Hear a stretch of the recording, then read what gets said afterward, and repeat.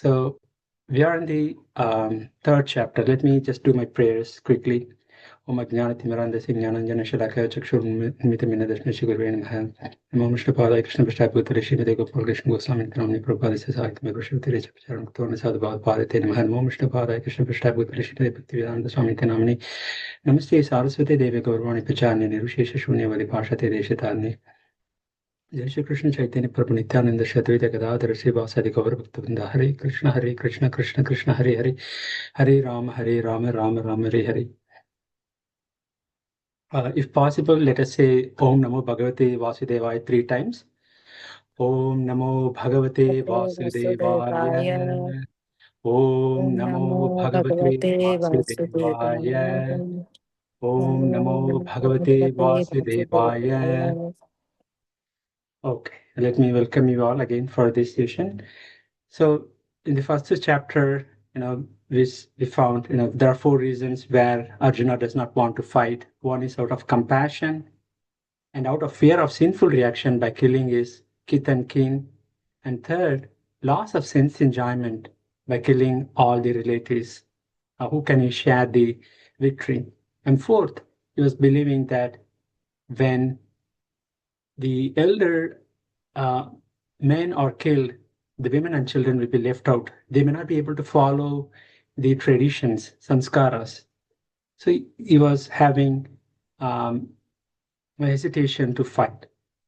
And in the second chapter, we found Krishna started speaking to him after Arjuna surrendered to Krishna, after Krishna took over as Guru or Gitacharyan, Acharya for Arjuna. He started speaking about Atma Jnana. He was saying to Arjuna, hey Arjuna, don't be on the bodily platform, be on the spiritual platform where we are all spirit souls, particularly we have been existing throughout the time, in the past, in the future, and in the present. And he was advising him, be compassionate for the soul, not for the body. So that is the ABCD of the spiritual progress. So after establishing that, Krishna was also saying, hey Arjuna, if you think that you will lose enjoyment, don't worry about it. If you win this battle, you will get a kingdom. If you lose this battle, you will get a heavenly kingdom.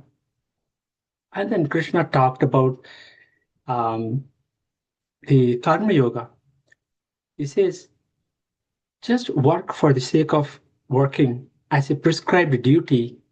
And as a Kshatriya, you have to protect the people. Do it, but don't get attached to the results. Results may be loss or gain, victory or lose, but don't worry about the results. And don't think that you are the cause of the results, because there are many factors that decides the victory. One is the person who is doing, and the other is Paramatma has to approve it. The third is Prakriti has to execute it. So there are 3 factors. And in fact, in the 18th chapter, Krishna adds 2 more factors into it that we will see later. So Krishna is asking Arjuna, do your prescribed duty. And then he says, Yogastha Kuru Karmani. That is, with Krishna consciousness, with me in your mind, do your activity. Like how in the Devasura, the churning of the milk of ocean, the Devatas were working for the satisfaction of the Lord. Devatas were keeping the Vishnu or Lord Narayan in the mind, and then they executed their duty, so they got the nectar. So Krishna is saying, do it as a matter of duty, so that you won't get into the bondage, material bondage. So if you do any good activity, that will incur pious karma. Any bad activity, that will incur impious karma. So those things will create bondage and will immerse us in the samsara of life and death again and again. So do it as a matter of duty, but without any attachment. That is what Krishna is saying. And then after hearing all these things, Arjuna got it out. Now, who is that person who has all these qualities? Who is that self-realized person, Sthita Prajna, whose intelligence is fixed on, whose intelligence is fixed on um, knowledge and Krishna? Who is a self-realized person? Okay. So then Krishna started talking about the qualities of a self-realized where he does not have any material sense gratification, any material desires, is happy with what he is as a spirit soul serving the super soul, serving the Lord, is not disturbed by happiness or distress. If happiness comes, he thinks it is a mercy of the Lord. If there is any distress, he thinks it is because of prarabdha karma that is undergoing it. But still, continuing his service towards the Lord. He controls his senses like the tortoise. And also, um, Krishna talks about the sequence of steps, how one falls down, through anger, lust, and bewilderment of memory, when it is not controlled, when the lust is not controlled. We saw an example of Ravana, how um, his lust pulled him down and finally got killed by Rama. And then Krishna talked about, um, you know, uh, how can one attain a peace, right? The Siddha Prajna, even if he gets a lot of desires in his mind, like the river waters flowing through the ocean constantly during the monsoon period, but the ocean is always stable. It does not cross its bank. Likewise, the Siddha though he gets a lot of desires, he does not respond to it. He just acknowledges and then moves on. And Krishna says, if one is in that state of mind, right, even at the end of the death, end of his life, he will attain me. So the second chapter is a more complicated chapter in the Bhagavad Gita. A lot of concepts are given. For people like us, it may look unsystematic. That is what even Arjuna felt. Then Krishna, from the third chapter onwards, explaining in detail. So third chapter is the Karma Yoga. So we saw up to 5 to 6 shlokas last time. So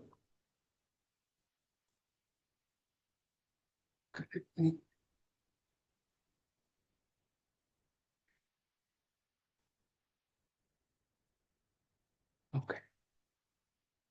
So in the start of this third chapter, Arjuna is asking, hey Krishna, you said that buddhi is better than uh, the intelligence is better than fruity work.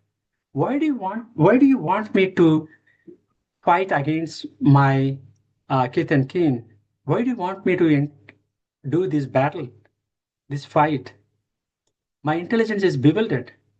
So Arjuna got confused because so far Krishna in the previous chapter was talking about Shanti, Shanti, Shanti, everything while describing the self-realized person. He did not mention anything about fight.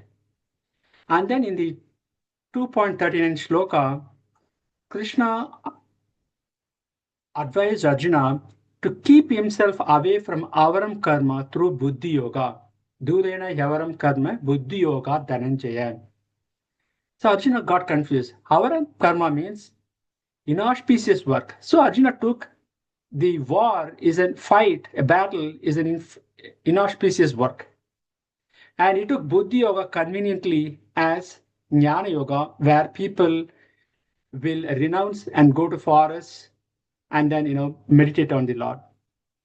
But in fact, what Krishna tried to do is, right, Arjuna's question was whether I should fight or detach, right? And then, but Krishna explained, you fight with detachment. So Krishna is saying here, this avaram karma refers to those karma which is done for selfish motivation. If Arjuna is going to fight just for the kingdom, just for the pleasure, that is avaram karma. But he is going to do this battle as a matter of duty, Then it is Buddhi Yoga, that is called as Karma Yoga, where we do any work with detachment. So that is Buddhi Yoga is also called as Karma Yoga. But Arjuna, for his convenience, he took it like a Jnana Yoga. That is what Krishna is going to explain. He's going to explain what is Karma Yoga and what is Jnana Yoga. So here, to put it in simple terms, Arjuna asked Krishna, you say don't do avaram karma, but using Buddhi Yoga, then why do you want me to fight? Should I fight or should I renounce?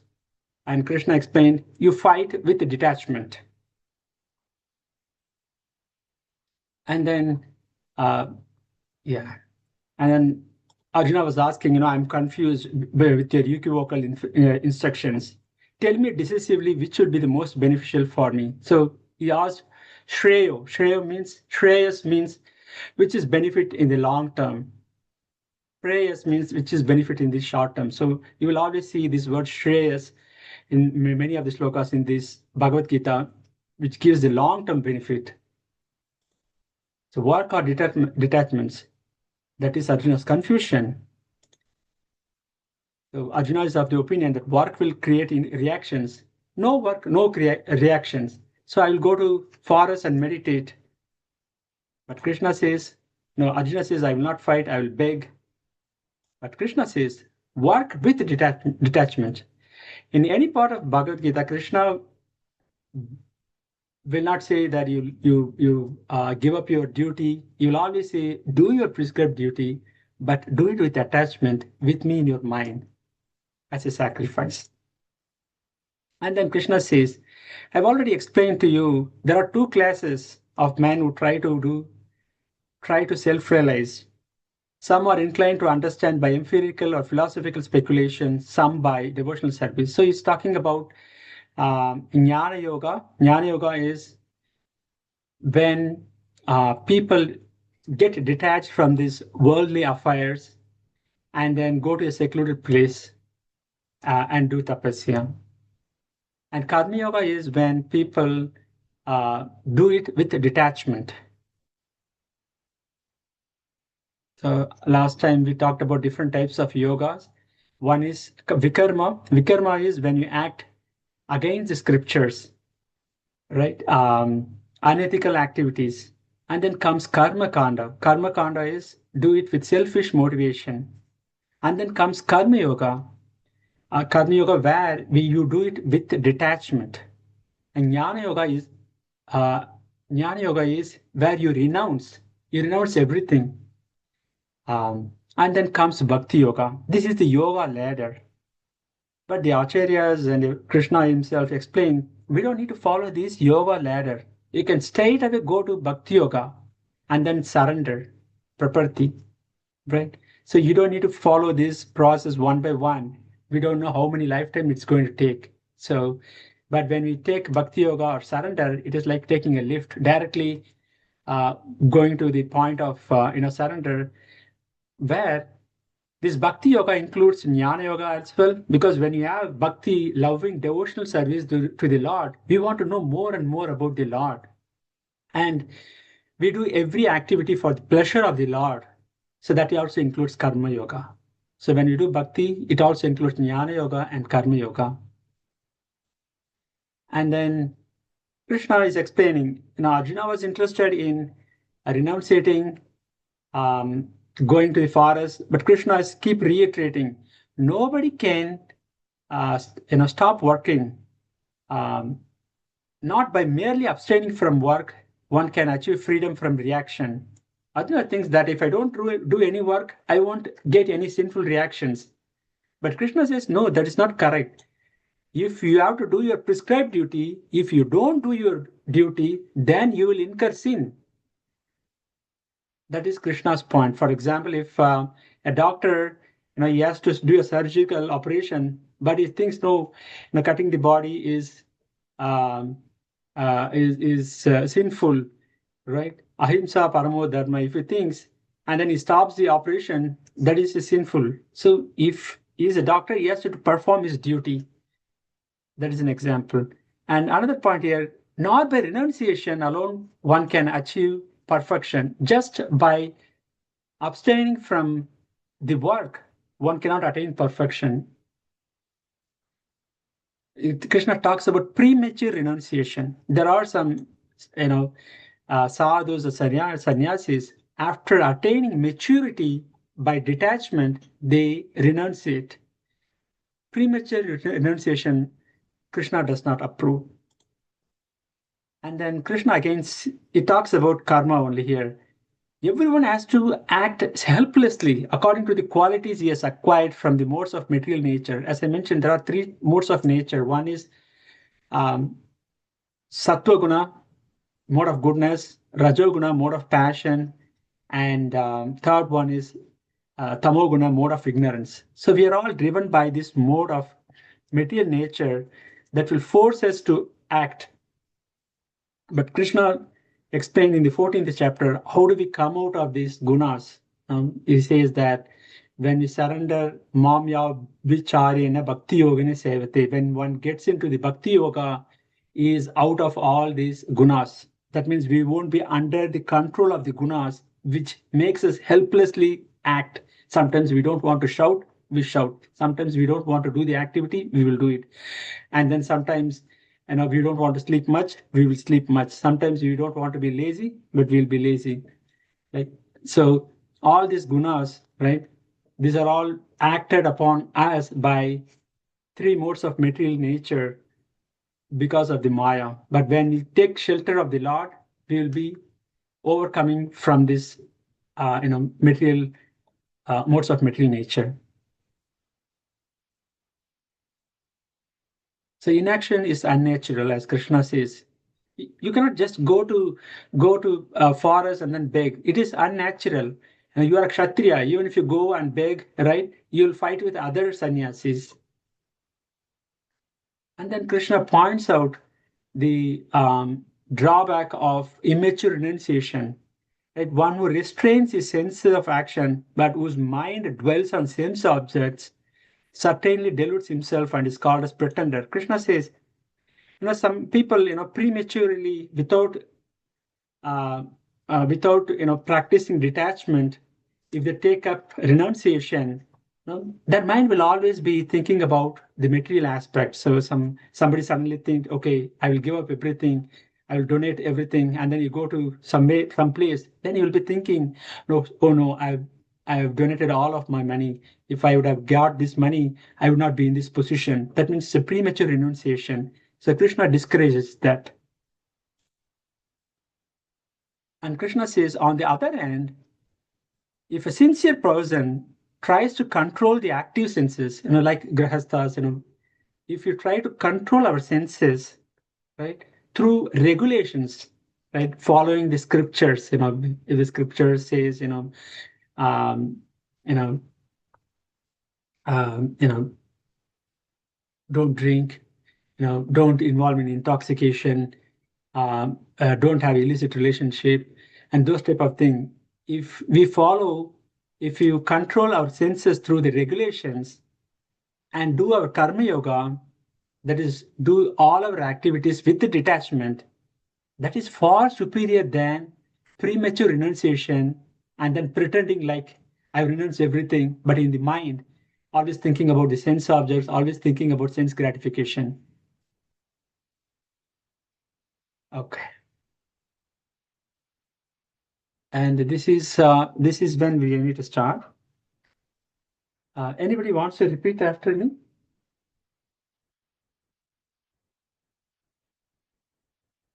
Okay. Kesha, are you in the call? Yeah. Can you say this sloka and the translation? Niyatam kurukalmatvam karmajyayo karmanaha sharirayatra pichate na prasidhyeta karmanaha. Translation? Perform your prescribed duty, for doing so is better than not working. One cannot even maintain one's physical body without work. Thank you, Kesha. So Krishna here again stressing on doing the duty. So throughout this chapter, throughout this Bhagavad Gita, Krishna will always say, do your prescribed duty, right? Here he says, do your prescribed duty. Your prescribed duty as a Kshatriya is to fight. Kshat means uh, hurt. Traya means deliver, protect. Protect the citizens, protect the people from being hurt is a Kshatriya. And Krishna says, do your prescribed duty. It is better than not working.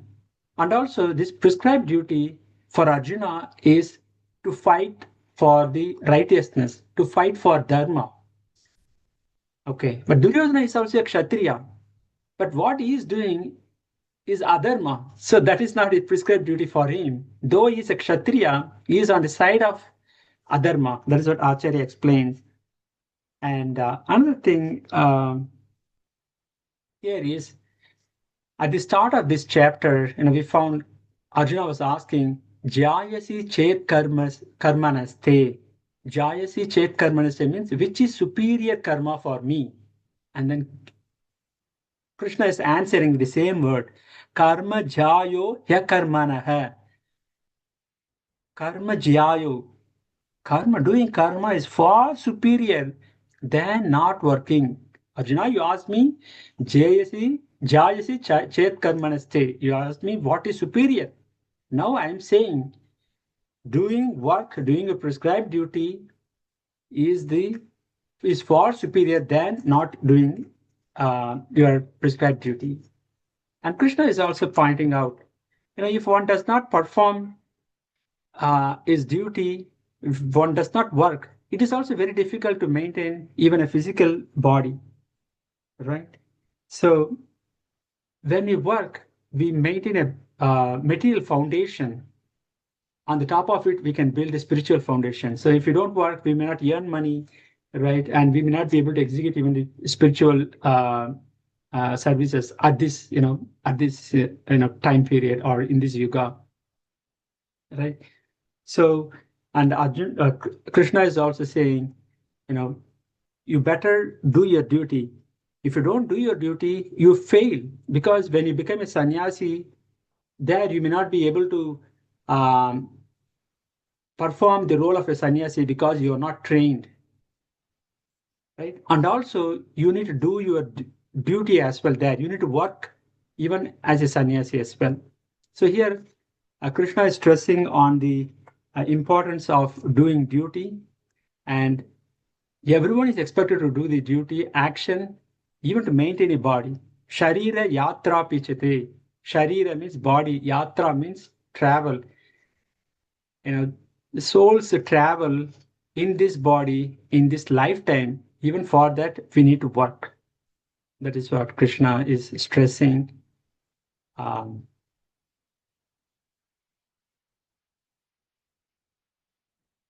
So other shloka is, anybody wants to repeat after me? This is a very beautiful shloka. Okay. Srini, can you read this shloka and this translation? यज्ञार्थात् कर्मणोऽन्यत्र लोकोऽयं कर्मबन्धनः तदर्थं कर्म कौन्तेय मुक्तसङ्गस्समाचर. Work done as a sacrifice for Vishnu has to be performed. Otherwise, work causes bondage in this material world. Therefore, O son of Kunti, perform your prescribed duties for his satisfaction, and in that way you will always remain free from bondage. Thank you, Srini. So this is a very important shloka. So far Krishna has been explaining Karma Yoga means work with detachment. Don't look for the results. Now he is taking it to the next level. Do the work as a sacrifice for Vishnu. Do the work as an offering to Vishnu. Right? So when you do the work, In this way, Krishna says that it won't cause any bondage in this material world. For example, I will say one of the important example is, normally quoted, uh, a soldier, he goes to the battlefield, he kills a lot of his enemies, he'll be awarded as medals, right? But the same soldier, when he goes to his hometown and if he kills even one person, he'll be caught and put it into jail.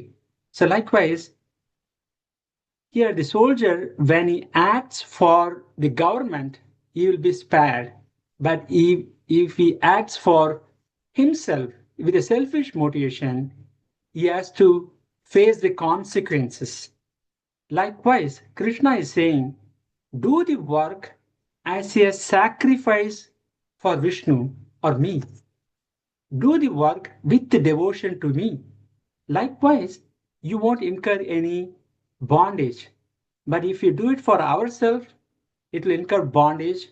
We have to face the reactions, positive or negative, bad or good.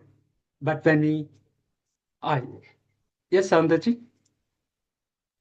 Yeah, that's a good point what you are saying. So I just wanted to add a couple of things. Sure, sure. Yeah, that sacrifice is, you can think of it as an offering. Yes. Yeah, an offering to the God, right? So we all do know what is offering. Sacrifice is a form of offering, right? Yes. Yeah, so that's what, without any attachment to the results. So that means you are offering the pros and cons of our action at his feet. Yes. So that way you are you are devoid of any bondage or the consequences of the pros and cons. Yes. Basically, yeah, I mean the good and bad. Let me put it that way: the good and bad of our actions. It is this thing. So if we elevate to that level of mindset, then we won't do anything bad, because Yes. everything, the moment you say, hey, we are offering to the God, so you are Yes. going to make sure you are cooking it the right way, Yes. making the offering, right? So same way, our actions should also be treated the same way. Absolutely. That's a Yeah. very valid point. Yeah. Here, I have an example as well, right? Yeah, if we do everything as an offering to the Lord, we will do it with a more consciousness, right, in executing an activity. Even you pointed out a cooking, like, for example, we can say that we are vegetarians. Um, Even when it is said in the next shloka, in the next couple of shlokas, we say, even if it is a vegetarian food, you know, of vegetable greens or vegetables, it is said that we have to offer that to the Lord and as a naivedyam and then eat it. If we eat it selfishly on ourselves without offering, Krishna says, Bhunjate te tvaham papa hai. It is like a sinful reaction. So everything, whatever we do, whatever we eat, if we offer it to Lord Narayana, Lord Vishnu or Krishna, and then take it as a prasadam, we can avoid this bondage. Okay. And any other points in this sloka?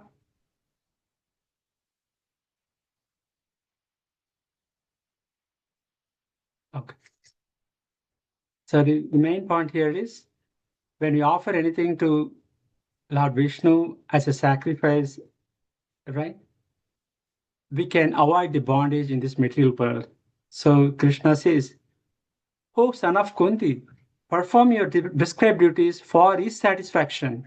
In that way, you will always free from bondage." So he's asking, do it for my sake. Do it for my sake. I told you to fight. Do it for my sake. In that way, you will avoid all this bondage.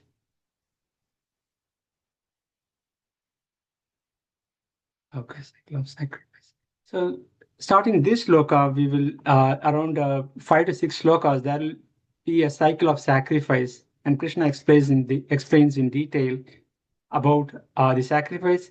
It's sacrifice in a little, and there are two things around sacrifice. One is literal sacrifice form, like where we do fire sacrifice and ahuti, everything. And the other is principle. So Krishna talks more about the principle here. Sacrificing, as an offering to the Lord, whatever we do. Okay. Anybody wants to repeat after me?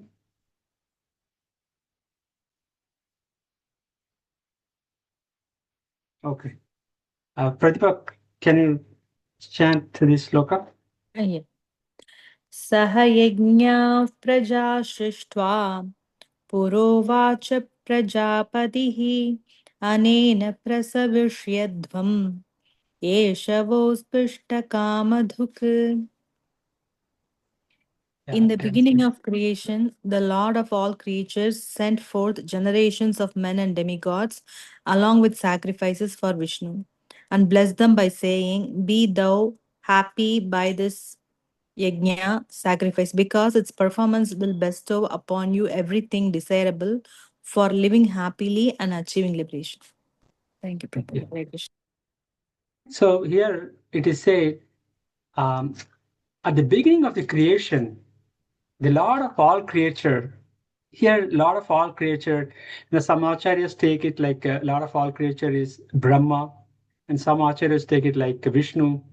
But here Prabhupada takes Lord of all creature as Vishnu, because Vishnu is the main creator, right? He creates everything, and Brahma is the secondary creator, to expand,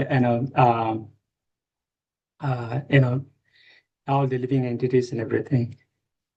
So in the beginning of creation, Lord of all creatures sent forth generations. He creates men and demigods along with the sacrifices for Vishnu, and bless them, saying, "Be thou happy by this sacrifice, because its performance will bestow upon everything desirable for living happily and achieving liberation." So here Krishna says, at the beginning of the creation, when the creation is started, when the men and demigods are created, they're also supplied with all the sacrifices so that they can do the sacrifices for the Vishnu through sacrifices to the Lord, right? Through offering the results to the Lord, through working with the devotion to the Lord, right? Their material desires will also get fulfilled. That is the main point here. The other point I want to say here, some may ask, why do we need to offer to the Lord, right? What do we need to offer to Vishnu or Krishna or Narayana? The acharyas explain, see, we eat through our hands, right? We walk, right? But we put food only in the mouth to the belly. We feed the belly, right? So when we satisfy the hunger in the belly, all other parts get nourished. Likewise, Krishna or Vishnu is the supreme enjoyer, right? When we align our activities, when we align our mindset, right, towards Vishnu or Krishna, right, if they are happy, if they are satisfied, right, when we offer to them with the devotion, we will be automatically enjoyed.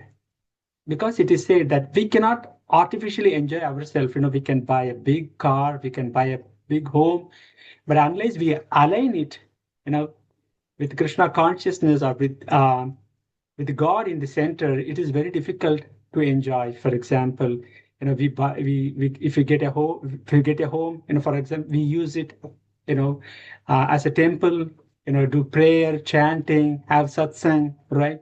And when we earn money, donation it, some part to the, temples, or for spreading the bhakti, or buying fruits and vegetables and offer it to the Lord. So when we incorporate everything in terms of offering to the Lord, as an offering to the Lord, right?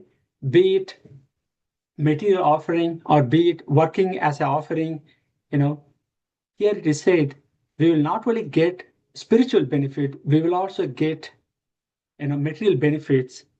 Here it is said, will bestow upon you everything desirable for living happily and achieving liberation. Right? But when this is on, now Krishna is talking about, is coming to the karma kanda part level, karma kanda part now. So far Krishna was talking about karma yoga, do it without attachment, without desire, right? So far in the previous shlokas. Now he is changing it a little bit. He's saying, if you're not at that level where you don't want any, you don't have any desire by doing work, even then you do it as an offering, you will get the benefit, material benefit. So that is, he's slowly coming to the karma kanda and he's trying to explain more, and then he will again go to karma yoga. So as I mentioned, offering to the Lord Krishna and Vishnu for their satisfaction, through that we will get automatically satisfied. And that is the main point in this verse. The other points here, other points the acharyas explain is that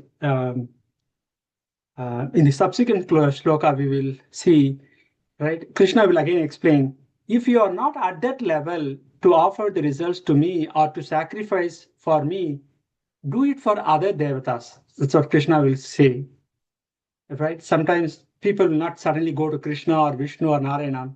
They'll be very used to other devatas, right? And Surya, Chandra, and all of the devatas, and they say, and Krishna says, at least you do it for them. They will bestow you with all the material desires, because this universe has been maintained by all these devatas under the direct management from Lord Krishna or Vishnu.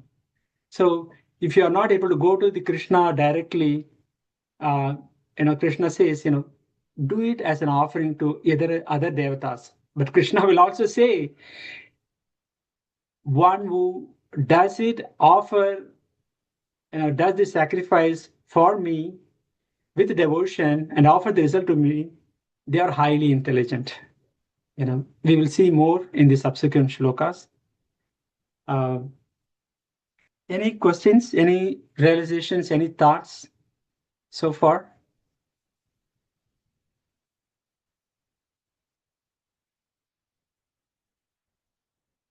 Anybody wants to add anything?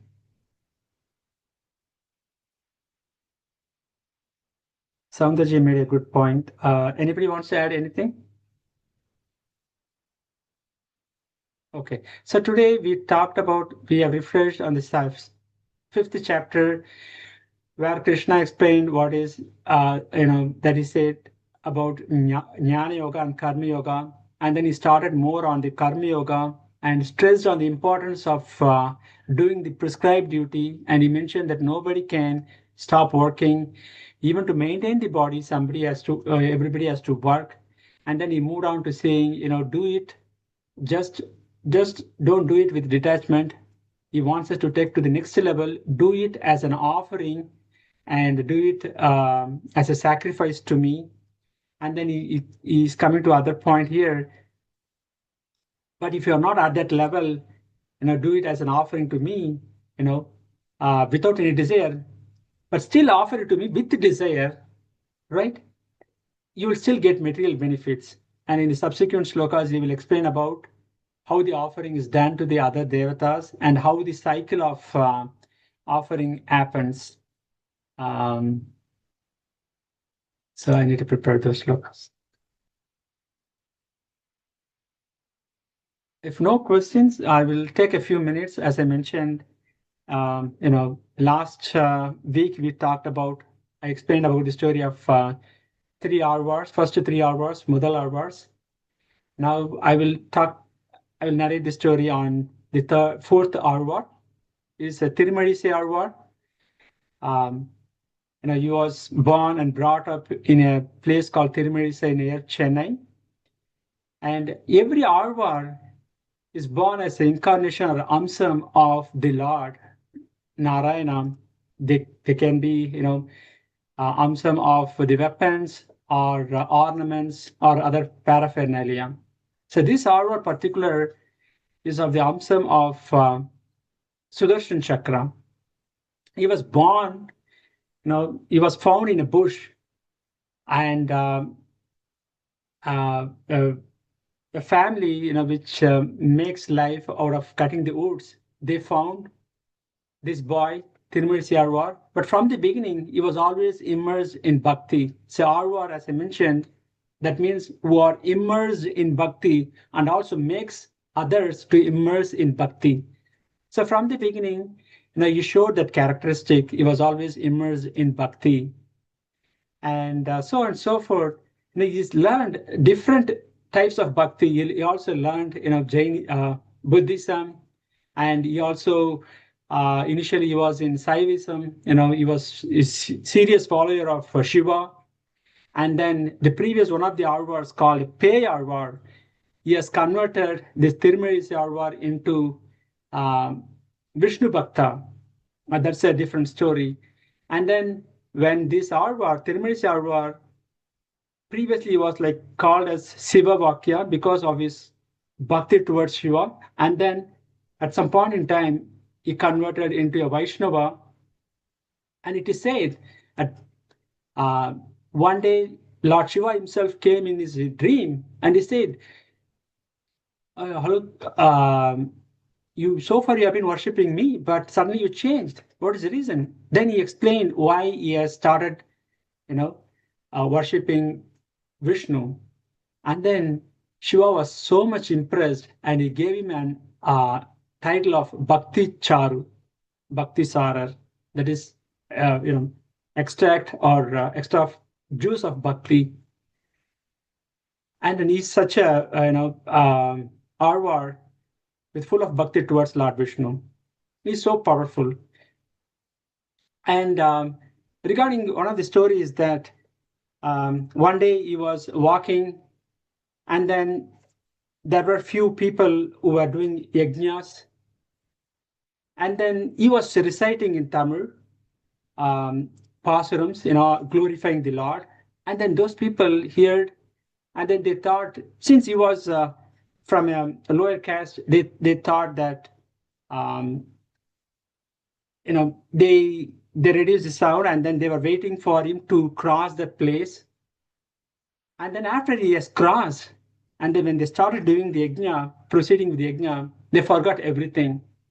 They don't know where they've left. And then this Tirumursi Arvar, understood what was happening, and he turned towards them, and he took a grain of rice, and then separated the, scratch or separated the husk from the grain of rice. It was a black grain of rice. And then on seeing them, they understood that they left with a shloka or the yajna shloka, which talks about splitting the grain of rice with the nail. And then they remembered the shloka, and then they started. Suddenly they understood how great this devotee of Lord is. They understood his greatness, and then they went to him and then did a dandavat pranams, offered their obeisances, and then apologized, and then he left that place. So that is his, he did not even study from any school, but he has full knowledge of even Sanskritam as well as Tamil as well as the bhakti, the devotion. And then he went to Kumbakonam. Kumbakonam is famous for it's a city of temple, where he went to the Ara Amuda temple, temple of Ara Amudan. It's very famous Vishnu temple, where it is said he is such a qualified devotee. He does not differentiate the deity form, that he considered the deity as the Lord himself. And when he saw the Lord in the temple, right, he was in the Shayana Kolam, he was lying down. And then he said, I came from a long distance, you are sleeping. Lord was very silent. Then he said, I'm your staunch devotee. I walked from all over the place, and then I came to this Kumbhakonam, and you're still sleeping. You did not even invite me. You did not even welcome me. Then the Ara Amudan, the Lord, Ara Amudabiran, he did not know what to do. Then he said, okay, Arwar, now I'm going to get up. When he was trying to get up, suddenly the Arwar realized his mistake. He said, no, sorry, please stop, please lie down. Then the Lord said, you, you just said, you asked me to get up, now you're saying to lie down. I don't know what to do. Then he stopped in that position. So even now we can see the Lord is in the Ardhashayana. He does not sleep fully, he does not lay down fully, or he did not get up fully. So it was like a off sleeping position. He was trying to get up. If you go to that temple, you will see the Lord was trying to get up from his laying down position. And the other incident was, it happened in Kanjipuram. So this Arvar is known for writing the pasurams or poems in Tamil so well. It was so popular during the time period. And the king of Kanjipuram wants to get some shloka from him glorifying the king. But the Arvar said no, he does not write anything other than the Lord, Narayana. And this Arvar has a disciple called Kanikannan, who is also very famous. He writes very good in a pasurams, but only glorifying his guru, that is this Tirumazhi Arvar. So the king asked Kanikanan, so your guru said that he's not going to write anything glorifying me, but at least you write. But Kanikanan said, I will write only about my guru. I cannot write anything other than that. Then the king was very angry. He said, you get out of the kingdom. Then the Kanikanan packed up everything, and before leaving the place, he met his guru, said, dear sir, the king asked me to leave this place and going. And then the Arvar said, if you are going, now I will also be coming. And then before going, the Arvar went to the temple. The temple is called as, now it is called as Yadotkari. That means the Lord who obliged, the Lord acted what he said. In Tamil, in pure Tamil, it is called as Sonnavannam Seda Perumal. Lord did what the Arvar wanted. That is the name, Yadottakari. So he went to the temple and then asked the Lord, my disciple is going, I'm also leaving. So what you are going to do here? Dear Lord, please coil up your Adisesha and then pack up and then come with me. And then Lord did not say anything. He packed up his Adisesha, he rolled up his Adisesha, and then he started walking behind the Arvar. First, the Kanikanan was walking, at the back of him, the Arvar was walking, and at the back of Arvar, the Perumal, the Narayana was walking with Adisesha. So when the Lord left the Kanjipuram, a lot of inauspicious activity started happening. It was a thunder and everything, it was lightning, and everybody felt it is very inauspicious. And then one minister said, "We did a great mistake," and then the king felt very bad about it. And then he went to he followed the Lord, and then he reached out to the place where the Lord and the Arvar and his disciple were staying, and he requested the Lord to come back to the Kanjipuram, but the Lord said, "No, I did not come on my own. My devotee, Arvar, asked me to come, so I followed him. You talk to him." So he went to the Arvar. Arvar said, "I did not come on my own. My disciple is going, that's why I came. You just talk to my disciple." And then he went to his Kanikanan. He begged at him. He fell at his feet, and then he apologized. Then Kanikanan said, "Okay, no problem. I will come back." Then Kanikanan went to the Arvar, said, "Let us go back to the Kanjipuram." And then the Arvar went back to the Perumal or Narayana, said, now, Lord, everything is fine now. I'm going back to Kanjipuram. You also, coil up your Adisesha. Now let us go to Kanjipuram. That's how they again went to Kanjipuram. So this Arvar is such a exalted soul that it talks to the Lord, directly, and he does not differentiate the Lord from, as a statue or, he considers the Lord, form, the Lord living there. That is a story. Soundarji, do you want to add anything? Yes, yeah. The name of the place is called Tiruvekka. In Tamil, it is Tiruvekka. That is one of the localities within Kanjipuram. Actually, it's slightly outside the city, center of the town. So Yes. that Alvar said, Painaga Payai Suritikol when he was Yes. going out. So that means Suritikol means you coil, like you said, right? And then Painaga Payai Viritikol.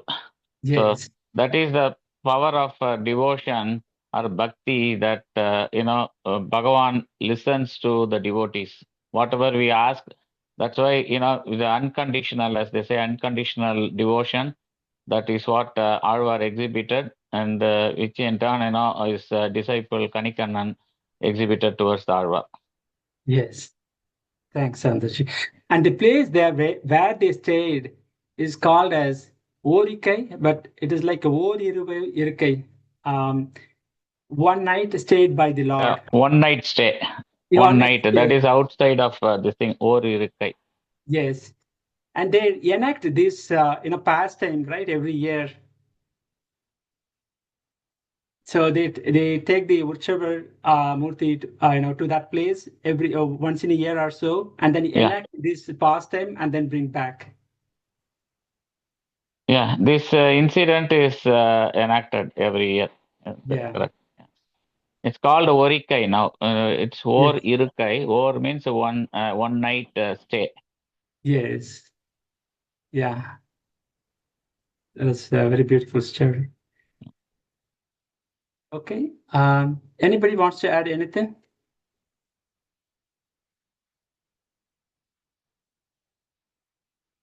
Okay, if nothing else, thank you very much again for your association.